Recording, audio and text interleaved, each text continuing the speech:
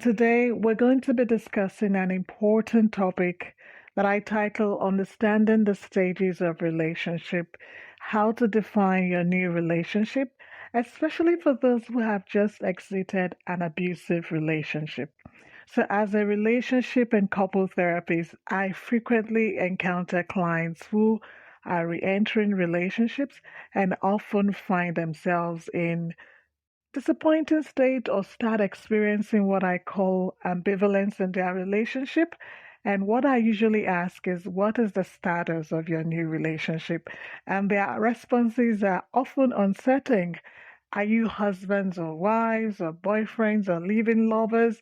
And often they don't know the next stage of their relationship. Meanwhile, they have become sexually and emotionally intimate. They have pooled resources to make investments in properties, buy pets, and generally live like a couple without establishing the necessary structure to the success of their relationship. So if you've just ended an abusive relationship or you've experienced family of origin trauma, you are more vulnerable than those who have not. Therefore, it is crucial to take your romantic relationships more seriously and don't treat them casually, particularly if you're over 30 years or you feel like you don't have time to waste on relationships going nowhere. Relationships are complicated and they require patience, understanding, and effective communication skills to maintain that healthy connection with your partner. So, research shows that when individuals take their time before re entering romantic relationships, they are more likely to have successful, long term relationships. So, by taking time to know who you're getting involved with, you better understand your values, their beliefs, and goals, and that helps you to determine if you're compatible and if your relationship has a potential to last. Also, when you take your time before entering a romantic relationship, it helps you prioritize your own needs and ensures that while you're going into that new relationship, you're going in for the right reasons and you're not just feeling pressured to do so. So let's discuss the different stages of a relationship. Number one, we all know is romantic attraction. Wow, is that first time you meet someone, you're drawn to their physical appearance, their personality, or other traits. And it's during this stage, it's important that you're aware of your own feelings and you communicate them openly with your partner. You might have doubts or fears about entering a relationship, but take the time to explore these feelings and discuss them in your interactions. If you're finding this helpful, please give it a thumbs up, comment below with your thoughts, and don't forget to subscribe to my channel for more insightful content. Your support means the world to me. Also, I do provide Zoom or online consultations. You can visit my website, wholesomecounseling.com, and book in a consultation if you need help. All right, let's discuss the second stage, which is the stage of romance. Here is where the relationship starts to deepen and become more intimate. Couples begin to explore each other's personalities, their values, and beliefs through what I call self disclosing conversation. It's that time you express your feelings more openly and you engage in activities that strengthen your emotional bond. The next stage is the stage of commitment.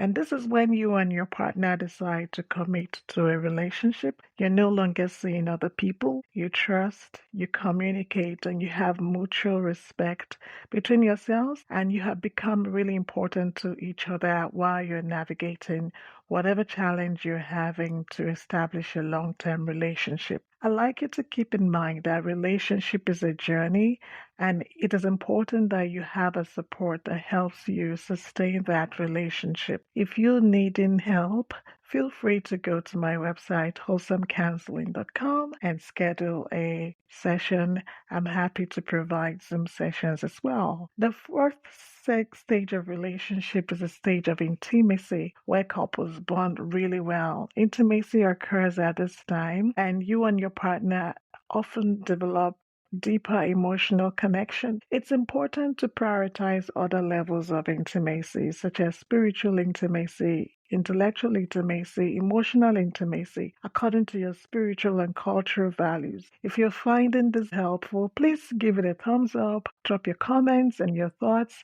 and don't forget to subscribe to my channel for more insightful comment. Your support means the world to me. And also, you can book a consultation, as I said earlier, through my website. I do provide relationship and couple therapy. During the stage of intimacy, couples come together. They are united. It's like two family traditions coming together, two norms, two lifestyle. Couples who can successfully navigate conflicts and work together often find that their relationships come out stronger. This is where counseling is also very helpful, where you do premarital counseling that really helps into what I call the next stage of growth. When couples come together, exploring interests together, activities, knowing one another's goal, it is normal that there should be mutual support in a community that helps you continued communication because there will be changes and conflicts in the relationship. And that will require patience, understanding, the use of effective communication so that you and your partner can build a strong and healthy connection. Always prioritize mutual respect and open communication to ensure a positive and fulfilling relationship. This is also important that it's not enough to want to be in a relationship. I usually encourage it's important that your relationship is healthy. It's important that you are in a relationship where it's a two-way interaction. You're giving into the relationship and you're also receiving. I've heard some couples down the line go like, really regret coming into this relationship because I didn't think that at the time that I saw clearly who my partner was. And I often say this over and over again.